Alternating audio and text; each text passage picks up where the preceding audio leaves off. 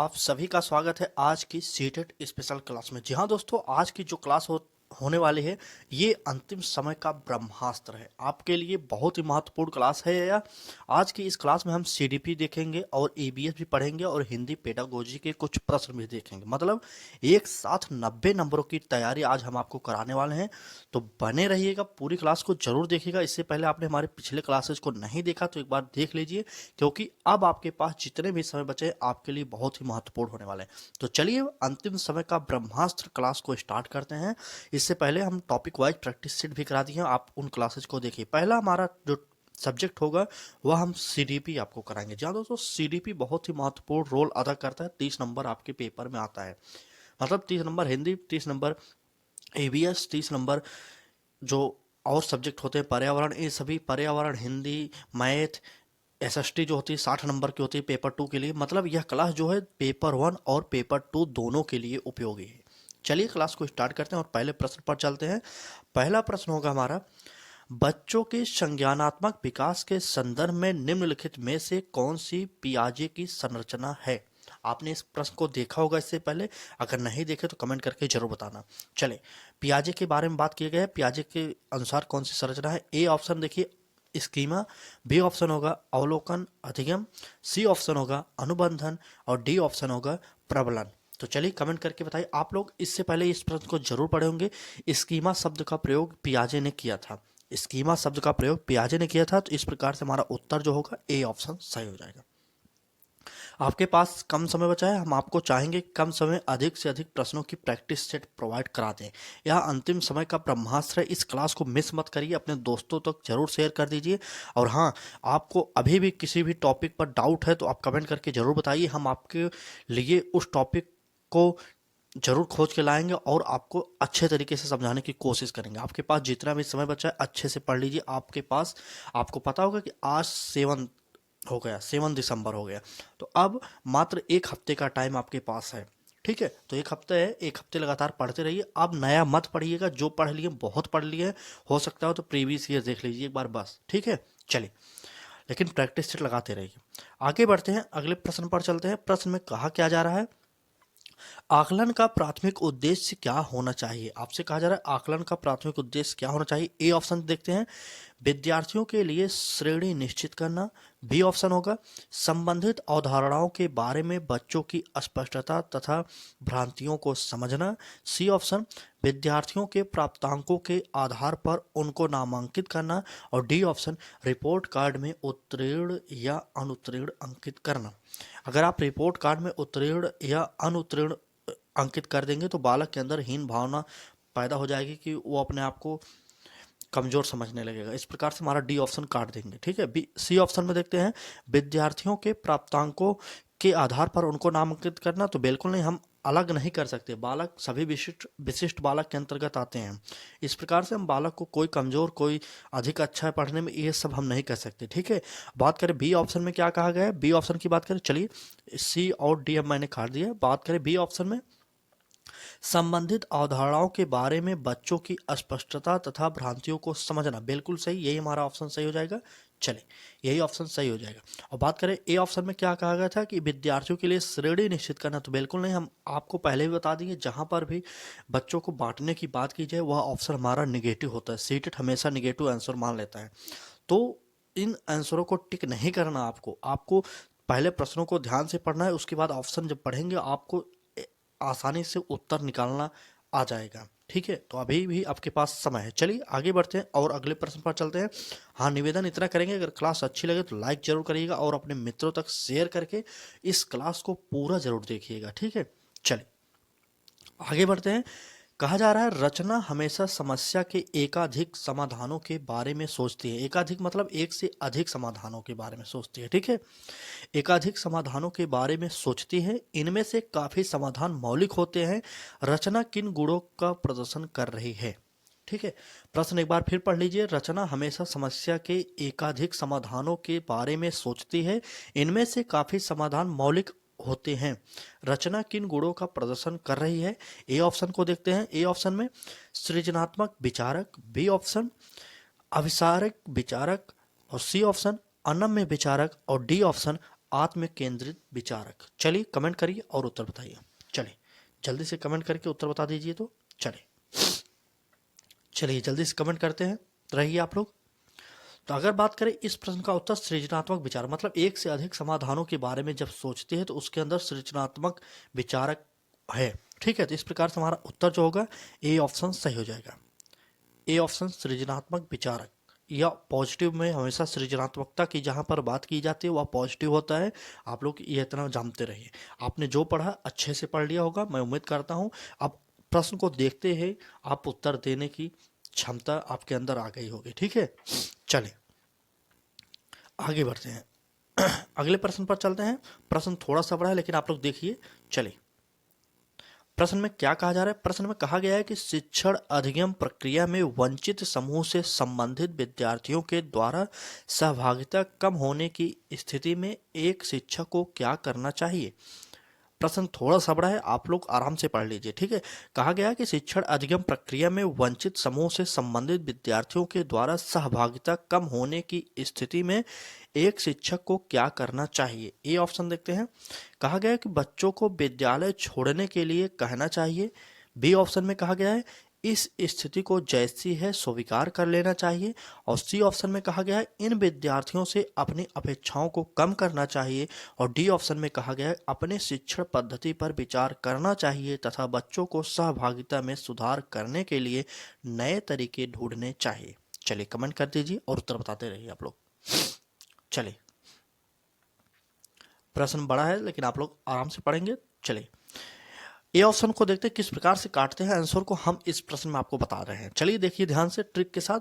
A option में कहा क्या गया था कि बच्चों को विद्यालय के छोड़ने के लिए कहेंगे। बिल्कुल नहीं, आप विद्यालय छोड़ने के लिए बच्चों को कभी भी नहीं कह सकते। बच्चा पढ़ने में अच्छा हो ना हो ये सब मायने नहीं रखता, लेकिन बालक को विद्यालय छोड़ने के लिए आप नहीं कह सकते। इस प्रकार से हमारा ए ऑप्शन कट गया। और बी ऑप्शन की बात करें, कहा गया इस स्थिति को जैसे स्वीकार कर लेना चाहिए। जी नहीं, हमें जैसी स्थिति वैसी स्वीकार नहीं करनी है, यह भी हमारा कट जाएगा। ठीक, और सी ऑप्शन में कहा गया इन विद्यार्थियों से अपनी अपेक्षाओं को कम करना चाहिए। अपेक्षाओं को कम करना चाहिए, तो जी नहीं दोस्तों, क्या यह अपेक्षाओं को कम करना चाहिए? तो बिल्कुल नहीं। इस प्रकार से हमारा यह भी कट जाएगा, तो हमारा डी ऑप्शन सही हो जाएगा। जब आपने तीन आंसर को काट दिया तो चौथे ऑप्शन को पढ़ने की जरूरत नहीं, आप उसे टिक कर दीजिए, वह सही होगा, 100% सही होगा। ठीक है, कहा क्या गया है चौथे ऑप्शन में, अपनी शिक्षण पद्धति पर विचार करना चाहिए तथा बच्चों को सहभागिता में सुधार करने के लिए नए तरीके ढूंढने चाहिए। इस प्रकार से इस प्रश्न का उत्तर जो निकला हमारा डी ऑप्शन सही हो जाएगा। चलिए अभी इस क्लास में हम आगे ईवीएस भी देखेंगे, हिंदी पेडागोजी भी देखेंगे, मतलब तीनों सब्जेक्ट का एक रामबाण क्लास आपके लिए प्रस्तुत कर रहे हैं। क्योंकि अंतिम समय है आपके पास, तो अंतिम समय में हम ब्रह्मास्त्र का उपयोग करते हैं, वह हमारा ब्रह्मास्त्र आपके लिए प्रस्तुत कर दिया गया है। अब आप एक भी क्लास मिस मत करिएगा। ठीक है, चलिए आगे बढ़ते हैं, अगले प्रश्न पर चलते हैं। सीडीपी का अगला प्रश्न देखते हैं। प्रश्न में कहा क्या जा रहा है, एक समावेशी कक्षा में एक शिक्षक को विशिष्ट शैक्षिक योजनाओं को क्या करना चाहिए। चलिए ए ऑप्शन तैयार नहीं करना चाहिए। बी ऑप्शन कभी कभी तैयार करना चाहिए। सी ऑप्शन सक्रिय रूप से तैयार करना चाहिए। और डी ऑप्शन तैयार करने के लिए हतोत्साहित करना चाहिए। जहां पर हतोत्साहित होना चाहिए वह गलत हो जाएगा, तैयार नहीं करना चाहिए वो भी गलत, कभी कभी नहीं करेंगे। तो चलिए हमारा उत्तर जो निकलेगा सी ऑप्शन सही हो जाएगा, सक्रिय रूप से तैयार करना चाहिए। ठीक है, चले सक्रिय रूप से तैयार करना चाहिए। आगे बढ़ते हैं और अगले प्रश्न पर चलते हैं। अब यहाँ से हमारा स्टार्ट होगा किस चीज़ का। चले अब हम स्टार्ट करेंगे ईवीएस। ईवीएस के महत्वपूर्ण प्रश्न एनसीईआरटी बेस्ड होंगे, कुछ प्रीवियस ईयर के प्रश्न हैं, आप लोग ध्यान से देखिएगा। ईवीएस 30 नंबर का आपके पेपर में आएगा, 15 नंबर पेडागोजी के आएंगे और 15 नंबर एनसीईआरटी के फैक्ट वाले प्रश्न भी आपके पेपर में पूछा जाएगा। तो बने रहिए, आप पूरी क्लास को जरूर देखिए। हाँ, क्लास कैसी लग रही कमेंट करके जरूर बता देना एक बार। ठीक है, चलिए आगे बढ़ते हैं। ईवीएस का पहला प्रश्न को देखते हैं हम लोग। चले पहले प्रश्न पर देखते हैं। प्रश्न कहा क्या जा रहा है। प्रश्न में बच्चों को पर्यावरण अध्ययन को सीखने के लिए खोजने के द्वारा पर्याप्त समय दिया जाता है, यह इंगित करता है। अगर आप बालक को खोजने का अवसर देंगे तो क्या इंगित करेगा, यही आपसे पूछा जा रहा है। चलिए ए ऑप्शन में पर्यावरण अध्ययन याद करके सीखा जाता है। बी ऑप्शन पर्यावरण अध्ययन सूचनाओं के द्वारा सीखा जाता है। और सी ऑप्शन पर्यावरण अध्ययन बाल केंद्रित है, और डी ऑप्शन पर्यावरण अध्ययन शिक्षक केंद्रित है। पर्यावरण अध्ययन शिक्षक केंद्रित नहीं है क्योंकि यहाँ पर बच्चों के बारे में बात की गई है, इस प्रकार से हमारा डी ऑप्शन पहले ही कट जाएगा। ठीक है, बात करें पर्यावरण बाल केंद्रित है, यह सही हो सकता है, लेकिन आगे देखते हैं बी ऑप्शन में पर्यावरण अध्ययन सूचनाओं के द्वारा सीखा जाता है, बिल्कुल सीखा नहीं जाता है। यह सबसे बेस्ट आंसर जो होगा वही हमें टिक करना होगा। और याद करने की बात की गई, याद करके जहां पर भी बात किया जाए वह नेगेटिव शब्द होता है। ठीक है, चलिए जहां पर भी याद करने की बात की जाए वह निगेटिव शब्द हो जाएगा, इस प्रकार से हमारा ए ऑप्शन भी कट जाएगा। तो हम कह सकते हैं कि पर्यावरण अध्ययन जो है बाल केंद्रित है, सी ऑप्शन हमारा सही हो जाएगा, पर्यावरण अध्ययन बाल केंद्रित है। आगे बढ़ते हैं, चलिए आगे बढ़ते हैं और अगले प्रश्न पर चलते हैं। अगला प्रश्न होगा हमारा, निम्नलिखित में से कौन सा पर्यावरण अध्ययन पाठ्यक्रम के सुझावित प्रकरणों का उप प्रकरण है। आपको पता होगा कि आपके एनसीईआरटी में मतलब सिलेबस में जो दिए गए एनसीईआरटी के कुछ टॉपिक दिए गए हैं, तो उनमें से कौन सा टॉपिक नहीं है सिलेबस में आपके, वही आपसे इस प्रश्न में पूछा जा रहा है। अगर आपने प्रश्नों को ध्यान से पढ़कर समझा नहीं होगा तो आप इस प्रश्न को 100% गलत कर देंगे। ठीक है, चलिए कहा क्या गया है कि निम्नलिखित में से कौन सा पर्यावरण अध्ययन पाठ्यक्रम के सुझावित प्रकरणों का उप प्रकरण है। उप प्रकरण मतलब नहीं है। ठीक है, चलिए ए ऑप्शन परिवार और मित्र, बी ऑप्शन भोजन, सी ऑप्शन जानवर, और डी ऑप्शन हम चीज कैसे बनाते हैं। चलिए कमेंट करिए एक बार, इस प्रश्न का उत्तर आप लोग कमेंट करिए, देखते हैं कितने लोग सही उत्तर करते हैं। चलिए कमेंट करिए। तो चलिए, तो इस प्रश्न का उत्तर आपको पता होगा कि आपके सिलेबस में परिवार एवं मित्र दिया गया है, भोजन भी दिया गया है, और चीजें हम कैसे बनाते हैं यह भी दिया गया है। तो मतलब 3 ऑप्शन जो होंगे उप प्रकरण है, लेकिन उप प्रकरण की बात करें तो वह हो जाएगा उप प्रकरण हमारा जानवर। जानवर उप प्रकरण के अंतर्गत आता है हमारे सिलेबस में। तो इस प्रकार से हमारा इस प्रश्न का जो उत्तर होगा वह सी ऑप्शन सही हो जाएगा। ठीक है, सी ऑप्शन सही हो जाएगा। आगे बढ़ते हैं और अगले प्रश्न पर चलते हैं। हम यही चाहते हैं कि आपका समय बचे, इसलिए हम कम समय में अधिक प्रश्नों की प्रैक्टिस सेट आपको प्रोवाइड कर रहे हैं। बाकी आपकी इच्छा, आपको क्लास कैसी लग रही है कमेंट करके जरूर बताइएगा एक बार। ठीक है, चलिए आगे बढ़ते हैं, अगले प्रश्न पर चलते हैं। कहा गया है कि निम्नलिखित में से क्या पर्यावरण अध्ययन के शिक्षक के लिए वांछनीय गतिविधि है। ठीक है, वांछनीय गतिविधि क्या है पर्यावरण शिक्षक के लिए। चलिए ए ऑप्शन विभिन्न कक्षाओं के बहुसांस्कृतिक क्षेत्र को संबोधित करना, बी ऑप्शन पर्यावरण अध्ययन की अवधारणाओं से संबंधित महत्वपूर्ण सूचनाओं को बच्चों को देने के लिए प्रेरित करना, और सी ऑप्शन पर्यावरण अध्ययन के 6 प्रकरणों का रेखीय आयोजन करना, और डी ऑप्शन केवल पाठ्य पुस्तकों पर आश्रित रहना, जहां पर केवल शब्द लग जाए वह नेगेटिव शब्द होता है। अब आप अंतिम समय पर तैयारी कर रहे हैं अपना, तो इतना याद करिएगा जहां पर केवल शब्द हो जाए वहां पर 99% जो होता है वह निगेटिव शब्द हो जाता है, पूरा ऑप्शन ही निगेटिव हो जाता है। ठीक है, चलिए उत्तर बताइए आप लोग। चलिए प्रश्न का उत्तर दीजिए आप लोग, चलिए जल्दी से उत्तर दीजिए, जल्दी से चलिए।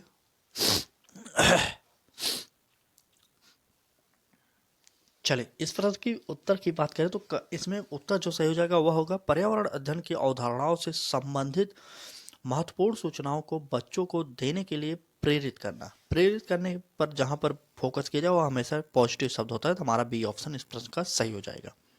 ठीक है, चलिए आगे बढ़ते हैं, आगे बढ़ते हैं और अगले प्रश्न पर चलते हैं। अगला प्रश्न थोड़ा सा कूट वाला प्रश्न आप कह सकते हैं और टफ भी है। चलिए देखते हैं प्रश्न में क्या कहा गया है। प्रश्न की बात करें, प्रश्न में कहा गया है कि निम्नलिखित में से क्या पर्यावरण अध्ययन में बच्चों के द्वारा ज्ञान की रचना में महत्वपूर्ण है। इनमें से कौन सा ऑप्शन होगा जो पर्यावरण अध्ययन में बच्चों के ज्ञान के लिए उपयोगी होगा। ए ऑप्शन बच्चों का सक्रिय भाग लेना, बी ऑप्शन बच्चों के समुदाय के सदस्य, सी ऑप्शन पर्यावरण अध्ययन की पाठ्य पुस्तक, और डी ऑप्शन पर्यावरण अध्ययन की पाठ्य पुस्तक में दी गई व्याख्या। तो कौन सा इसमें भी पहला ऑप्शन है ए बी और सी, दूसरा ऑप्शन है ए और सी, तीसरा ऑप्शन है ए सी डी, और चौथा ऑप्शन है केवल सी। तो कमेंट कर दीजिए और उत्तर बताइए। चलिए जल्दी से कमेंट करिए जल्दी से। चलिए पर्यावरण अध्ययन में बच्चों के द्वारा ज्ञान की रचना में महत्वपूर्ण बात करें तो बच्चों का सक्रिय रूप से भाग लेना यह सही हो जाएगा। बच्चों के समुदाय के सदस्य भी हों जिसमें, वह सही हो जाएगा। पर्यावरण अध्ययन की पाठ्य पुस्तकों के द्वारा भी, ये मतलब ए बी सी सही हो जाएगा। मतलब ए बी सी सही हो जाएगा तो हमारा इसमें से पहला ऑप्शन होगा ए बी और सी। ठीक है, ये भी सही होगा, यह भी सही होगा, यह भी सही होगा। मतलब तीन ऑप्शन तो हम टिक करेंगे नहीं, तो इसलिए हम तीनों काटेंगे और इसमें से टिक करेंगे हमें ए बी और सी। चलिए आगे बढ़ें। चलिए आगे बढ़ते हैं और अब हम हिंदी पे चलते हैं। हिंदी की अब यहाँ से पेडागोजी हिंदी के महत्वपूर्ण प्रश्न होने वाले हैं। तो निवेदन बस इतना करेंगे, आप अपने मित्रों तक शेयर जरूर कर दीजिए इस क्लास को। हाथ जोड़ के निवेदन करेंगे, शेयर जरूर करिए एक बार। चले, हिंदी पेडागोजी के महत्वपूर्ण प्रश्नों के आपके पेपर में 15 नंबर का हिंदी पेडागोजी पूछा जाता है और 15 नंबर जो होते हैं पैसेज पर आधारित प्रश्नों के माध्यम से आपको उत्तर देना पड़ेगा। ठीक है, चले चलिए देखते हैं पहला प्रश्न हिंदी का। पहला प्रश्न है, भाषा अर्जन क्षमता किसके साथ संबंधित है? भाषा अर्जन, एक बात यह समझिए कि किसके साथ संबंधित का मतलब कौन से लोग हैं जो यह सिद्धांत दिए थे। भाषा अर्जन क्षमता का सिद्धांत किसने दिया था? ठीक है, तो क्या पियाजे ने का है या चॉम्स्की का है या ब्रूनर का है या इनमें से कोई नहीं? तो आप समझिए चॉम्स्की ने भाषा अर्जन क्षमता का विकास या सिद्धांत दिया था। तो जहां पर भी भाषा अर्जन विकास क्षमता की बात की जाए वहां पर चॉम्स्की महोदय को आप टिक करेंगे। ठीक है, चलिए आगे बढ़ते हैं, अगले प्रश्न पर चलते हैं। थोड़ा सा अब स्पीड तेज करेंगे क्योंकि आपके पास समय कम है। आप एक ही प्रैक्टिस मत देखिए, अपने आप से भी कुछ पढ़िए। ठीक है, चलिए आगे बढ़ते हैं, अगले प्रश्न पर चलते हैं। प्रश्न में कहा क्या जा रहा है, प्राथमिक स्तर पर भाषा सीखने में भाषा संबंधी कौन सा संसाधन सर्वाधिक महत्वपूर्ण है? सर्वाधिक महत्वपूर्ण है, प्राथमिक स्तर पर बात की गई, प्राइमरी लेवल पर। ठीक है, क्या कंप्यूटर होगा, बाल साहित्य होगा, समाचार पत्र होंगे, टेलीविजन होंगे? आप थोड़ा भी अगर सेंस लगाएंगे तो आप खुद जान जाएंगे किस प्रकार से इस प्रश्न का हमें उत्तर देना है, क्योंकि यहाँ पर कहा क्या गया है कंप्यूटर। आप ये सोचिए, क्या प्राथमिक स्तर की बात की, प्राथमिक स्तर पर कंप्यूटर के द्वारा भाषा संबंधी संसाधन मान सकते हैं आप? तो जी नहीं। बाल साहित्य, जी हाँ, यही सही हो जाएगा। प्राथमिक स्तर पर बालक बाल साहित्य ही देखेगा ना, समाचार पत्रों के माध्यम से भाषा का विकास नहीं कर सकता, यह भी हम काट देंगे। और टेलीविजन के माध्यम से भी नहीं करेगा।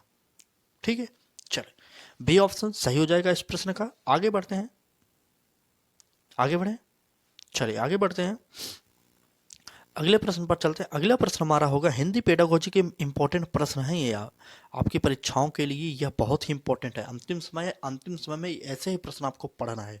कुछ प्रीवियस ईयर देख कर ही जाइएगा, अंतिम समय में आपको प्रीवियस ईयर देख कर समझ कर जाना चाहिए, क्योंकि अब आपके पास जितनी भी तैयारी करने की समय थी आपने उसको कर लिया है। लेकिन प्रीवियस ईयर 2011 से 2023 तक जो सीटेट का पेपर हुआ है उसको जरूर देखिए, उसके अंदर जितने भी पॉइंट है उसको समझ लीजिए। अगर आपने 2011 से 2023 तक सीटेट का प्रीवियस ईयर हल करके अच्छे से समझ लिए होंगे ना, तो इस बार सीटेट पास होने से आपको कोई नहीं रोक सकता। सीटेट प्रीवियस ईयर पेपरों के माध्यम से प्रश्न पूछता है, कुछ पैटर्न थोड़ा सा चेंज करके पूछ लेता है प्रश्न आपको। ठीक है, क्योंकि मैंने भी कभी सीटेट दिया था और 100+ स्कोर किया था। सीडीपी जैसे सब्जेक्ट में मैंने 30 में 30 गेन किया था। ठीक है, अपनी मार्कशीट भी मैंने दिखाया था। लेकिन आपको तैयारी करनी है तो आप प्रीवियस ईयर अच्छे से देख कर ही जाइएगा, मेरी बात मानिएगा। ठीक है, अगर आपके पास कोई बुक नहीं है तो आप कमेंट करके जरूर बताइए, अभी अभी आपके पास समय है। मैं जितना भी प्रीवियस ईयर करा सकता हूँ करा दूंगा अभी भी, लेकिन प्रीवियस ईयर देख कर ही जाना है। चलिए प्रश्न की बात करते हैं। प्रश्न में कहा क्या जा रहा है, बच्चे अपनी मातृभाषा का प्रयोग करते हुए हिंदी भाषा की कक्षा में अपनी बात कहते हैं। यह बात यहाँ पर डैश दिया गया है, किस क्या है? ठीक है, यहाँ पर भर सकते हैं क्या है। ठीक, स्वाभाविक है, निंदनीय है, विचारणीय है, अनुचित है? तो चलिए कमेंट कर दीजिए और बताइए कौन सा ऑप्शन इसमें सही हो जाएगा। चलिए बात करें, बच्चे अपनी मातृभाषा का प्रयोग करते हुए हिंदी भाषा की कक्षा में अपनी बात कहते हैं, यह बात स्वाभाविक है। यहाँ पर टिक कर दीजिए, स्वाभाविक, ए ऑप्शन सही हो जाएगा। आगे बढ़ते हैं, अगले प्रश्न पर चलते हैं।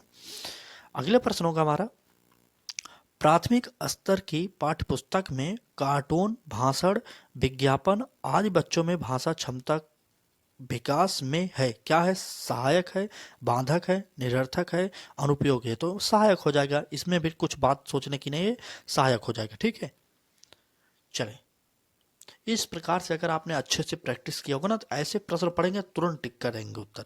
अगर आपने प्रैक्टिस अच्छी की होगी ना तो इस प्रकार से आप जरूर उत्तर निकाल लेंगे। अगर नहीं प्रैक्टिस कर पाए हैं तो आपको दिक्कत तो होगी परीक्षा में, यह सही बात है, आप मानिए या न मानिए। चलिए आगे बढ़ते हैं। आगे अब आपके पास कुछ ही समय इस क्लास के हैं, आप पूरी क्लास को जरूर देखिएगा। 2-3 प्रश्न और हैं बस, उसके बाद हम आज की क्लास को समाप्त करेंगे।